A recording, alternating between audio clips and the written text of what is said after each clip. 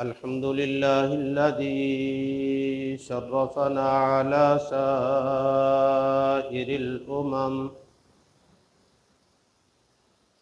برسالة من اختصه من بين الأنام بجوامع الكلم وجواهر الحكم. وصلى الله تعالى على خير خلقه وصحبه وبارك وسلم. ما نطق اللسان بمدحه ونسخ القلم. ونشهد أن لا إله إلا الله وحده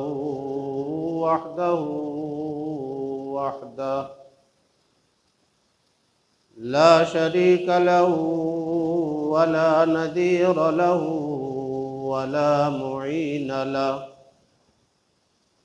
ونشهد أن سيدنا وسندنا ومولانا محمد وأولانا محمدا عبده ورسوله. أما بعد فأعوذ بالله من الشيطان الرجيم. بسم الله الرحمن الرحيم. ولنبلونكم بشيء من الخوف والجوع ونقص من الأموال والأنفس والثمرات وبشر الصابرين الذين إذا أصابتهم مصيبة قالوا إنا لله وإنا إليه راجعون. أولئك عليهم صلوات من ربهم ورحمة وأولئك هم المهتدون. قال النبي صلى الله تعالى عليه وعلى آله وسلم: من يرد الله به خيرا يصبه، أو كما قال عليه الصلاة والسلام.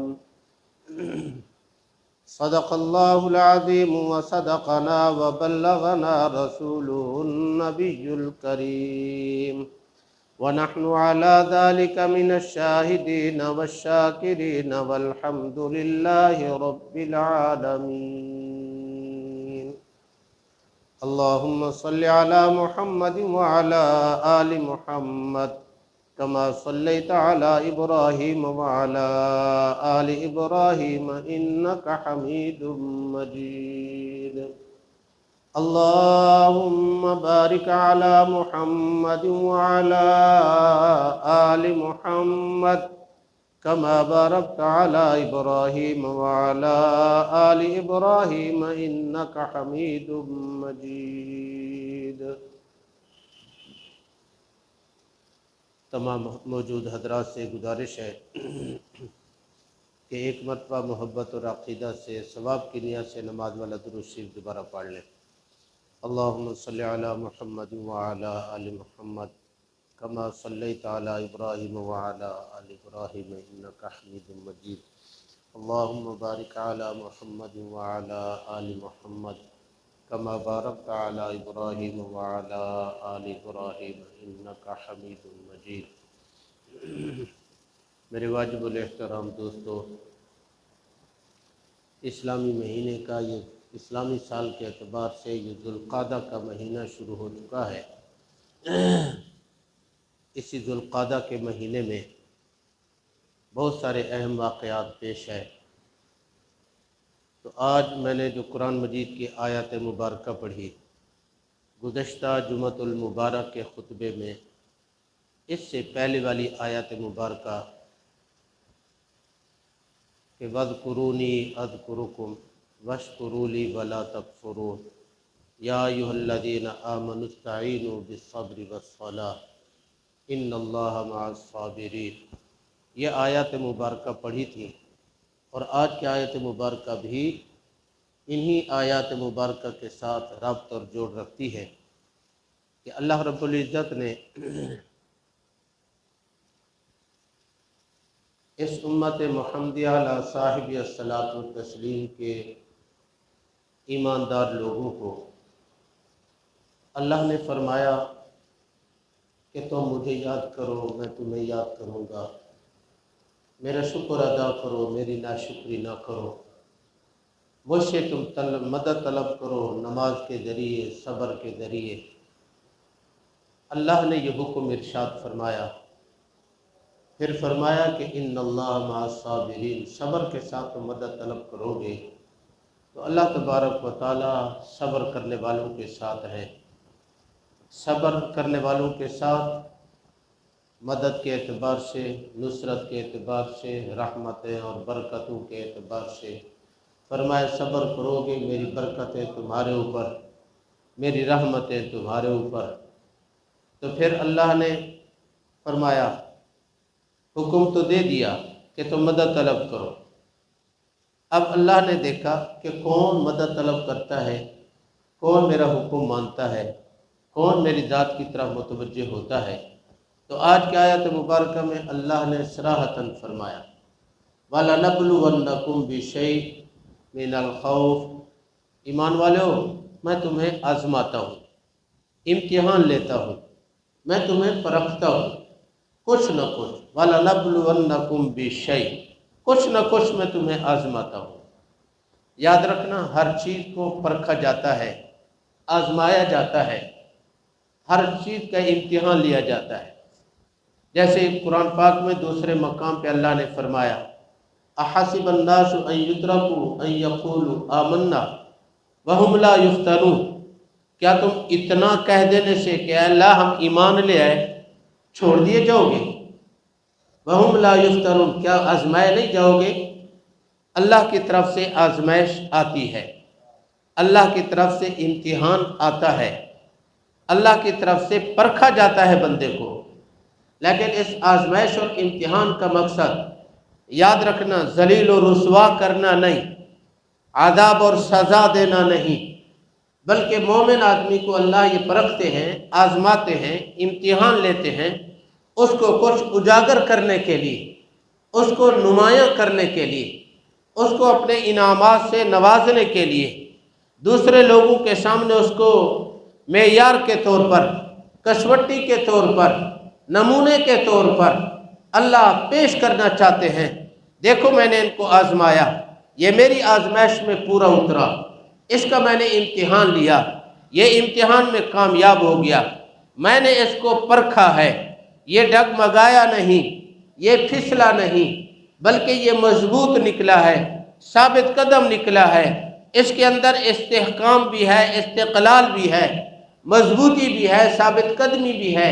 یہ انسان اور آگے بڑھنا چاہتا ہے، پھر اللہ اس کو آزمانے کے بعد اس کو انعامات سے نوازتے ہیں۔ اللہ انعامات کے طور پر اگلے جملے میں اللہ نے ارشاد فرمایا اولئک علیہم صلوات، یہی تو لوگ ہیں جن پر میری رحمتیں ہیں، من ربہم ورحمہ، میری اس طرف سے صلوات بھی ان پر ہے، میری طرف سے رحمتیں بھی ان پر ہیں۔ صرف یہاں تک نہیں، اللہ نے سرٹیفکیٹ بھی دے دیا، ضمانت اور گارنٹی کے جملے بھی فرما دیے اولئک هم المہتدون، یہ میری طرف سے ہدایت یافتہ لوگ ہیں۔ تو وہ کون لوگ ہیں؟ اللہ نے فرمایا وَلَنَبْلُوَنَّكُمْ بِشَيْءٍ، میں تمہیں کچھ آزماتا ہوں۔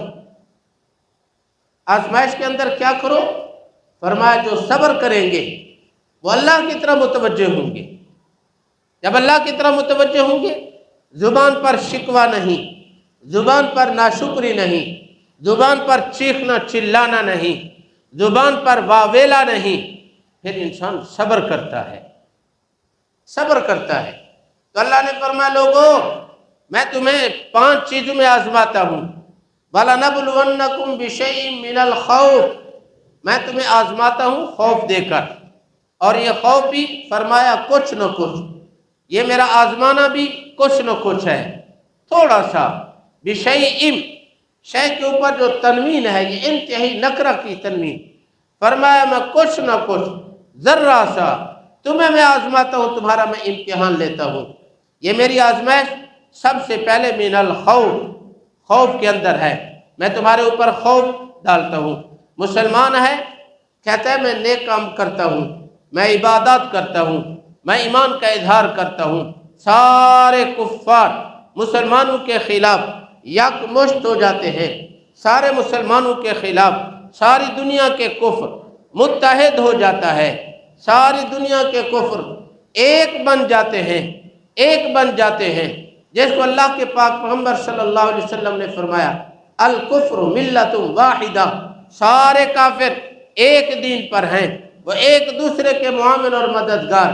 چنانچہ دوسرے مقام پہ قرآن میں اللہ نے فرمایا اولیاء بعضهم اولیاء بعض لا تتخذوا اليہود والنصارى اولیاء، لوگوں یہود و نصارہ سے دوستی مت لگاؤ، ان سے تعلق مت جوڑو، ان کو دل مت دے بیٹھو۔ کیوں؟ اس لیے کہ وہ تو بعضهم اولیاء بعض، یہودی نصارہ کے دوست، نصارہ یہودیوں کے دوست، یہود و نصارہ یہ مسلمانوں کے دوست نہیں بن سکتے، مسلمانوں کے دشمن ہیں۔ اللہ نے خود اعلان فرمایا، اس لیے فرمایا میں کبھی تمہارے اوپر خوف ڈالتا ہوں، کبھی تمہیں جان کا خوف، کبھی تمہیں مال کا خوف، کبھی تمہیں عزت کا خوف۔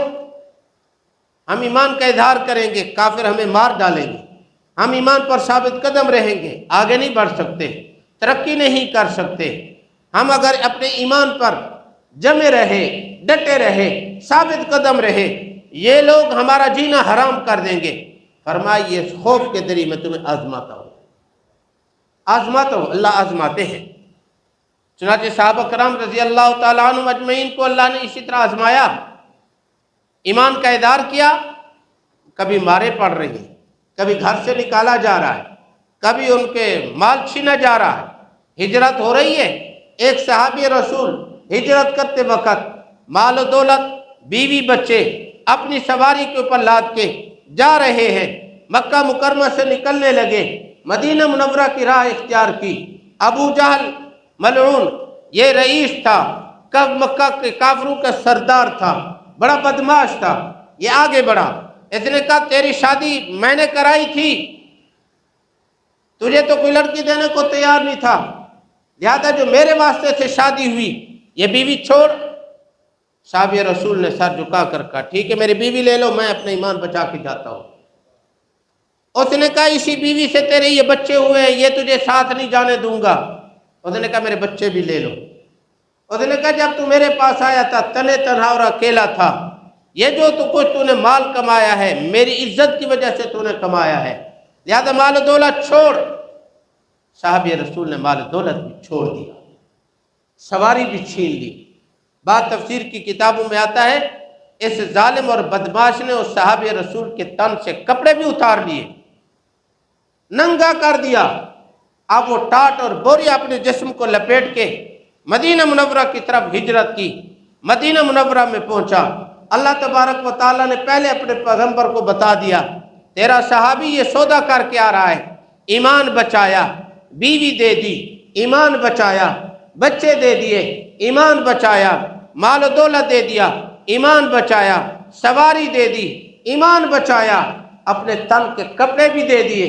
اللہ کے نبی صلی اللہ علیہ وسلم آگے بڑھ کے اس کا استقبال کرتے ہیں اور جنت کی خوشخبری دیتے ہیں اور فرمایا جو تو سودا کر کے آیا اس سودے میں تو کامیاب ہو کے آ رہا ہے، کامیاب ہو کے آ رہا ہے، ناکام نہیں۔ اللہ آزماتے ہیں، آزماتے ہیں۔ ایک صحابی رسول ہے، نماز پڑھنے آتا ہے، نماز فجر ہے، نماز پڑھ کے سلام پھرتے ہی ابھی ایک طرف سلام پھیرتے ہیں، دوسری طرف السلام علیکم ورحمۃ اللہ زبان پہ جاری ہوا، یہ صحابی رسول جلدی سے سلام پھیرا، اٹھ کے دوڑ لگائے، وہ گیا۔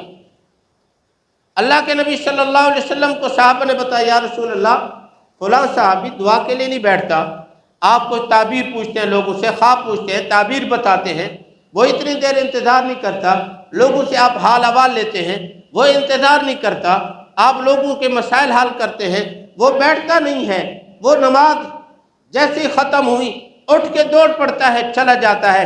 اللہ کے نبی صلی اللہ علیہ وسلم نے فرمایا کل اگر یہ نماز کے بعد بھاگنے لگے، دوڑنے لگے، جانے لگے، اس کا ہاتھ پکڑ لینا۔ ایک صحابی رسول نے پھرتی کے ساتھ چستی کا مظاہرہ کرتے ہوئے جیسے وہ صحابی رسول اٹھ کے جانے لگا فوراً ہاتھ پکڑا۔ اب وہ صحابی رسول چھڑا رہا ہے، یہ جانے کی کوشش کر رہا ہے، اس نے مضبوطی سے تھاما، صحابی رسول بازو مروڑ کے کوشش کر کے جانے لگا۔ اس پکڑنے والے نے کہہ دیا مجھے میرے آقا نے ڈپٹی لگائی تھی، میں نے تجھے روکنا تھا۔ رک گئے، دعا ہوئی۔ اللہ کے پاک پیغمبر صلی اللہ علیہ وسلم نے پوچھا کیا بات ہے، کیوں جلدی چلا جاتا ہے، ہمارے ساتھ بیٹھتا کیوں نہیں، حال احوال سنتا کیوں نہیں، کوئی خواب تعبیر کے واقعات میں کیوں شریک نہیں ہوتا؟ صحابی رسول کا سر جھک گیا، یا رسول اللہ میرے لیے مجبوری ہے، میرا ضروری کام ہوتا ہے، اس لیے میرا جانا بنتا ہے۔ اللہ کے نبی صلی اللہ علیہ وسلم اصرار کرنے لگے، وہ صحابی رسول انکار کر رہا ہے، نبی اصرار کر رہے ہیں، صحابی انکار کر رہا ہے، یہ بات لمبی ہوتی گئی، بالآخر صحابی رسول کی آنکھوں سے آنسو بہہ پڑے، رو پڑا، یا رسول اللہ میں کچھ نہیں بتا سکتا، اس لیے کہ بتاتا ہوں کہیں میرا اللہ مجھ سے ناراض نہ ہو جائے، میں اپنی زبان پہ شکوے کے کلمات، ناشکری کے کلمات نہیں لانا چاہتا۔ اللہ کے نبی صلی اللہ علیہ وسلم نے پرزور اصرار کے ساتھ پوچھا، وہ صحابی رسول کہتے ہیں یا رسول اللہ میں تاجر تھا، کاروبار میں گھاٹا آ گیا، میرا کاروبار ٹھپ ہو گیا، مزدوری کرنے لگ گیا، کبھی مزدوری لگتی ہے کبھی مزدوری نہیں لگتی، جس کی وجہ سے گھر میں جو جمع پونجی تھی وہ بھی ختم ہو گئی، اب تن کے کپڑے بھی ہم نے بیچ کے اپنے گھر کا گزر اوقات کیا، حتیٰ کہ صرف ہمارے پاس ایک چادر بچی، ایک بڑی چادر جو سر سے لے کر پاؤں تک میں لپیٹ لیتا ہوں، گھر کا گزر اوقات کچھ نہیں ہے، اب شرم کے مارے میں بار مزدوری کے لیے بھی نہیں نکل سکتا، گھر میں رہتے ہیں، کبھی کچھ مل جائے تو کھا لیتے ہیں، اللہ کا شکر ادا کرتے ہیں، نہ ملے صبر کرتے ہیں، بس یہی ایک چادر ہوتی ہے، رات کو ہم عبادت کرتے ہیں تو اسی نیت سے، ایک وقت میری بیوی چادر لپیٹ لیتی ہے، وہ عبادت کرتی ہے، میں اپنے گھر کے کونے میں اپنے جسم کو سمیٹ کر کٹھا ہو کے یا رسول اللہ بیٹھ جاتا ہوں، بس وہ عبادت سے فارغ ہوتی ہے، میں وہ چادر لپیٹ کے میں عبادت کر لیتا ہوں، صبح کی نماز میں آتا ہوں، میں اپنی باری کے مطابق چادر میں لپیٹتا ہوں، میری بیوی گھر کے کونے میں اپنے آپ کو سمیٹ کے کٹھا کر کے کٹھی ہو کے انتظار میں بیٹھی رہتی ہے، اور مجھے اس نے پابند بنایا کیا ہے کہ جلدی نماز پڑھ کے آیا کر، کہیں ایسا نہ ہو نماز کا ٹائم نکل جائے اور میری نماز قضا ہو جائے۔ میں یا رسول اللہ اس لیے جلدی دوڑ لگاتا ہوں تاکہ میری بیوی بر وقت نماز پڑھ سکے۔ آپ صلی اللہ علیہ وسلم نے یہ بات سنی، اپنی کملی والی چادر عطا فرمائی، جاؤ اپنے گھر والی کو دو، گھر والی کو چادر دو۔ عرض کرنے کا مقصد ہے صحابی رسول کے اتنے حالات ہونے کے باوجود وہ رو رہے ہیں، حالات بتانے سے انکار کر رہے ہیں، کہتے ہیں میرے زبان پہ کبھی اللہ کا شکوہ نہ آ جائے، نہ شکری کے کلمات نہ نکل جائیں۔ اللہ فرماتے ہیں وَلَنَبْلُوَنَّكُمْ بِشَيْءٍ مِّنَ الْخَوْفِ وَالْجُوعِ، میں تمہیں آزماتا ہوں، کبھی خوف دے کر، کبھی بھوک دے کر، کبھی خوف دے کر، کبھی بھوک دے کر آزماتا ہوں، وَنَقْصٍ مِّنَ الْأَمْوَالِ، کبھی مال کم کر کے، باغ تھا پھل ضائع ہو گیا، آفات آئی میری دکان برباد ہو گئی، مال کم ہو گیا، تجارت میں لگایا نقصان آ گیا، مزدوری کی مال ختم ہو گیا، نقص من الاموال والانفس، بچہ فوت ہو گیا، ابے کا سہارا چھوٹ گیا، بے اولاد ساتھ نہیں ہے، میں بڑھاپے کی حالت میں اکیلا رہ گیا، باپ کا سہارا نہیں، بھائیوں کا ساتھ نہیں ہے، اولاد نہیں ہے، نقص من الاموال والانفس والثمرات، پھلوں کی کمی، فرمایا ان چیز میں اللہ آزماتے ہیں۔ ایک آزمائش یہ ہے جو جمہور مفسرین نے کی ہے، یہ تفسیر ان کی ہے، ایک تفسیر حضرت امام شافعی، حضرت امام محمد ابن ادریس الشافعی ان کا لقب، ادریس ان کے باپ کا نام، محمد ان کا اپنا نام، خالصتاً عربی النسل ہیں، بڑے فقیہ اور مجتہد ہیں، بہت بڑے فقہ کے امام ہیں، ان کا نام محمد ابن ادریس المشہور امام شافعی کے نام سے ہے۔ امام شافعی رحمہ اللہ نے اس کی ایک تفسیر کی، فرمایا ایک تفسیر وہ ہے جو جمہور مفسرین نے کی، اللہ کبھی ڈراتے ہیں، کبھی بھوک دیتے ہیں، کبھی مال کم کر دیتے ہیں، کبھی پھل کم کر دیتے ہیں، کبھی اولاد اور باپ کا سہارا لے لیتے ہیں، یوں آزماتے ہیں۔ امام شافعی رحمہ اللہ فرماتے ہیں اللہ نے میرے دل و دماغ میں، میرے شرح صدر فرمایا، میرے ایک اور تفسیر میرے سمجھ میں آئی، وہ یہ کہ سب کچھ ہوتے ہوئے اللہ تمہیں آزماتا ہے، مال بھی تمہارے پاس ہے، اولاد بھی تمہارے پاس ہے، صحت اور طاقت بھی تمہارے پاس ہے، پھر میں آزماتا ہوں، تم آیا اس حالت میں مجھے یاد کرتے ہو، میری طرح متوجہ ہوتے ہو یا نہیں، یا اپنے مال و دولت کی طرح متوجہ ہوتے ہو۔ وَلَنَبْلُوَنَّكُمْ بِشَيْءٍ مِّنَ الْخَوْفِ، فرمایا سب کچھ ہونے کے بعد اللہ نے فرمایا میں تمہیں جہاد کا حکم دیتا ہوں، آ جاؤ میرے لیے جان قربان کرو۔ اب یہ دشمن کا خوف ہے، اب میں جاؤں گا، لڑوں گا، ہے دشمن مجھے میرے اوپر وار کرے گا، پتہ نہیں میں کامیاب ہو سکتا ہوں نہیں، پتہ نہیں میں برداشت کر سکتا ہوں نہیں، میں یہ آزمائش اللہ کی طرف سے۔ صحابہ نے اپنی جان کی بازی لگا دی، فرمایا وَلَنَبْلُوَنَّكُمْ بِشَيْءٍ مِّنَ الْخَوْفِ وَالْجُوعِ، بھوک دے کر، خود بھوکے ہیں، اللہ نے صحابہ کے گھر میں مہمان بھیج دیا۔ صحابی رسول اپنی بیوی کو کہتے ہیں ہمیں بھی بھوک ہے، ہمارے بچے بھی بھوکے ہیں، مہمان جو آ گیا ہے ہم بھوک برداشت کر لیتے ہیں، اپنے مہمان کو کھلاتے ہیں، اپنے مہمان کو کھلاتے ہیں۔ عرب کے اندر دستور اب بھی ہے، مہمان اکیلا کھانا نہیں کھاتا، کہتے ہیں میرے ساتھ میزبان کھائے گا تو میں کھاؤں گا۔ اب وہ صحابی رسول کو بیگم کہتی ہے کیسے کریں گے ہم، اگر کھاتے ہیں تو مہمان نہیں رج پائے گا، اس کا پیٹ نہیں بھرے گا، تو کیا کرے؟ اس نے کہا تو دیا سیٹ کرنے کے چکر میں، بتی کو سیٹ کرنے کے چکر میں دیا بجھا دینا، میں ویسے منہ چباتا رہوں گا، اس کو آواز محسوس ہوتی رہے گی، مہمان کہے گا کہ میزبان ہی کھا رہا ہے میں بھی کھا رہا ہوں، تاکہ مہمان پیٹ بھر کے کھا لے۔ کھاؤں گا نہیں تو بچوں کو دلاسا دے کے سلا دے۔ اللہ نے فرمایا، امام شافعی رحمہ اللہ کی تفسیر، اللہ یوں بھی آزماتے ہیں، یوں بھی آزماتے، کبھی بھوک دے کر، کبھی سب کچھ ہے پھر آزما رہے۔ نبی علیہ السلام فرماتے ہیں اللہ نے ہمیں آزمایا، میں نبی ہونے کے باوجود دنیا کے خزانے میرے دونوں ہاتھوں کے سامنے ہیں۔ مکہ کے کافر کہہ رہے ہیں اگر کہو تو ہم مکہ کے سارے تاجر اکٹھے ہو کر آپ کو مال و دولت جمع کر کے دے دیتے ہیں، آپ کی انگلی کے اشارے پہ ہم فیصلہ کریں گے۔ لیکن نبی علیہ السلام فرماتے ہیں کبھی بھی ایسا نہیں ہوا کہ میں نے 3 دن پیٹ بھر کر جو کی روٹی سے کھایا ہو، کھانا کھایا ہو۔ اما عائشہ رضی اللہ عنہ فرماتی ہیں کبھی کبھی ایک پورا چاند گزر جاتا یعنی پورا مہینہ، کبھی 2 چاند گزر جاتے یعنی 2 ماہ، کبھی کبھی 3 چاند گزر جاتے یعنی 3 ماہ، ہمارے گھر میں چولہا نہیں جلتا تھا۔ نبی ہے، اللہ آزما رہے ہیں، اللہ آزما رہے ہیں۔ کبھی یوں آزماتے، امام شافعی رحمہ اللہ کی تفسیر کے مطابق اللہ نے مال دیا ہے، کمایا تم نے ہے، جمع تم نے کیا ہے، تمہارے ہاتھوں کے پاس ہے، اللہ نے فرمایا اس کی زکوٰۃ نکالو، اس کے صدقہ کرو، اپنے مال میں سے عشر نکالو۔ اللہ یوں بھی آزماتے ہیں۔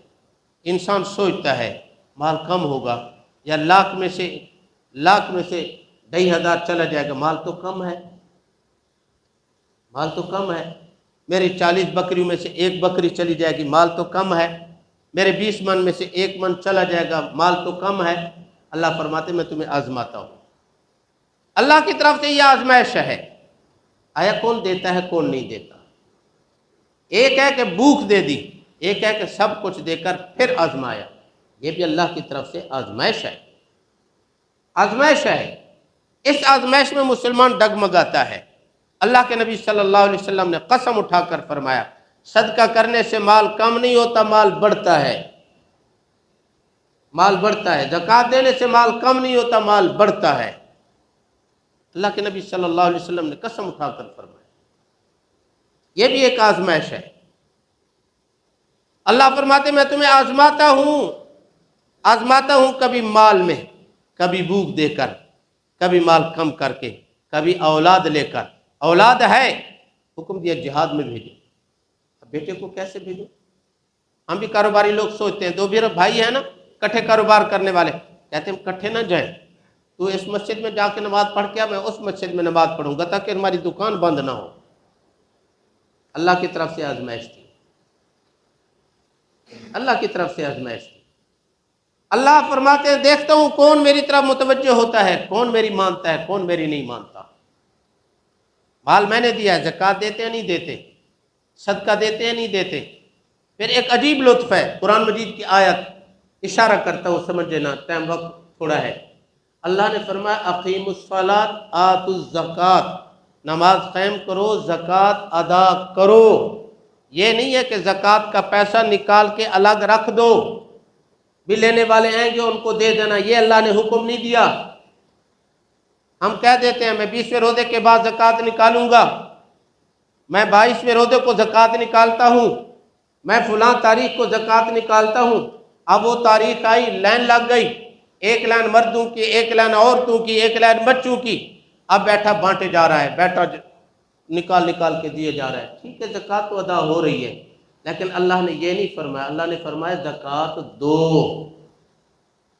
یہ نہیں کہا مال کا زکوٰۃ والا مال نکال دو، علیحدہ کر کے رکھ دو، فرمایا زکوٰۃ دو، خود اٹھ کے جاؤ، جانچ پڑتال کرو، یہ میرا پڑوسی حقدار ہے، یہ میرا بھائی غریب ہے، یہ میرا کزن بڑا کمزور ہے، یہ میری خالہ زاد بہن، یہ میری پھپھو زاد بہن، یہ میری چچا زاد بہن، یہ میرے چچا کے بیٹے انتہائی کمزور ہے، اپنے رشتہ داروں کی جانچ پڑتال کر کے ان کو دو۔ یہ میرا مدرسہ حقدار ہے، یہ ادارہ ضرورت مند ہے، یہ غریب لوگ مستحق ہیں، خود جا کر دو۔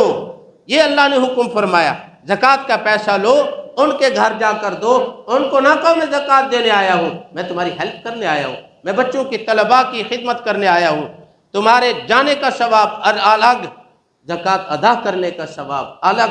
شیطان کی کمر بھی ٹوٹے گی، یہ زکوٰۃ دینے کے لیے اللہ کے حکم کو پورا کرنے کے لیے خود جا رہا ہے، خود جا رہا ہے۔